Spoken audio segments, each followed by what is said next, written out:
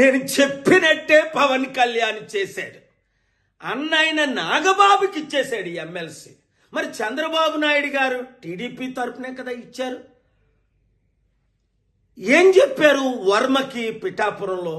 నువ్వు పవన్ కళ్యాణ్కి మద్దతు పోటీ చేయకుండా నెక్స్ట్ ఎమ్మెల్సీ నీకే ఇస్తానని దేవుడి సాక్షిగా చెప్పాడు.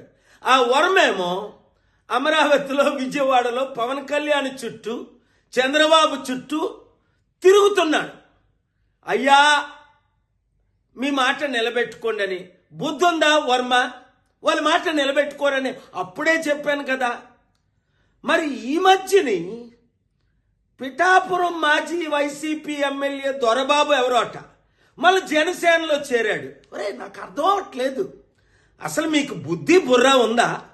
2008లో ఇదే పవన్ కళ్యాణ్ చిరంజీవి ప్రజారాజ్యం పార్టీ పెట్టి 100 కోట్లు 1000 కోట్లు కలెక్ట్ చేశారని మనం అందరం విన్నాం. కొంతమంది సూసైడ్ కూడా చేసుకున్నారు.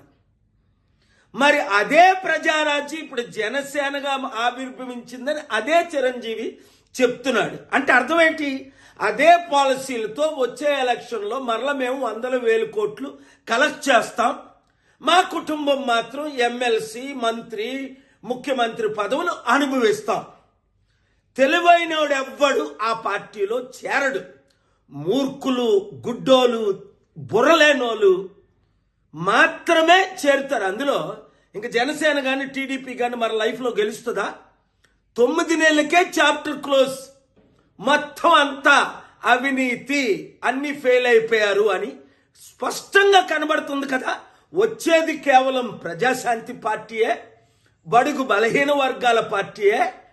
మన బీసీ, ఎస్సీ, ఎస్టీలు అందరూ ఇప్పుడు ఎందుకు కమిటీల్లో చేరిపోతున్నారు?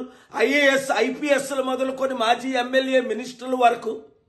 మీరు కూడా ప్రజాశాంతి పార్టీలో చేరండి, ప్రజలకు సేవ చేయండి. కుటుంబ కుల పార్టీకి ఇప్పుడైనా గుడ్ బై చెప్పండి. చెప్పని మీ ఎమ్మెల్యేలకు, అరే యూత్, నిరుద్యోగులు, మీరు వాళ్ళకు బుద్ధి చెప్పండి. ఈ వీడియో సత్యమైనది కనుక అందరికీ షేర్ చేయండి. నేను చెప్పినట్టే పవన్ కళ్యాణ్ చేశాడు. అన్నైన నాగబాబుకి ఇచ్చేశాడు ఎమ్మెల్సీ. మరి చంద్రబాబు నాయుడు గారు టీడీపీ తరపునే కదా ఇచ్చారు. ఏం చెప్పారు వర్మకి పిఠాపురంలో? నువ్వు పవన్ కళ్యాణ్కి మద్దతు పోటీ చేయకుండా నెక్స్ట్ ఎమ్మెల్సీ నీకే ఇస్తానని దేవుడి సాక్షిగా చెప్పాడు. ఆ వర్మేమో అమరావతిలో, విజయవాడలో పవన్ కళ్యాణ్ చుట్టూ, చంద్రబాబు చుట్టూ తిరుగుతున్నాడు. అయ్యా మీ మాట నిలబెట్టుకోండి అని. బుద్ధుందా వర్మ? వాళ్ళ మాట నిలబెట్టుకోరని అప్పుడే చెప్పాను కదా.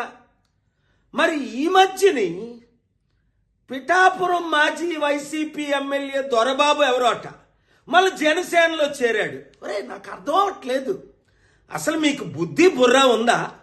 2008లో ఇదే పవన్ కళ్యాణ్ చిరంజీవి ప్రజారాజ్యం పార్టీ పెట్టి 100 కోట్లు 1000 కోట్లు కలెక్ట్ చేశారని మనం అందరం విన్నాం. కొంతమంది సూసైడ్ కూడా చేసుకున్నారు. మరి అదే ప్రజారాజ్యం ఇప్పుడు జనసేనగా ఆవిర్భవించిందని అదే చిరంజీవి చెప్తున్నాడు. అంటే అర్థం ఏంటి?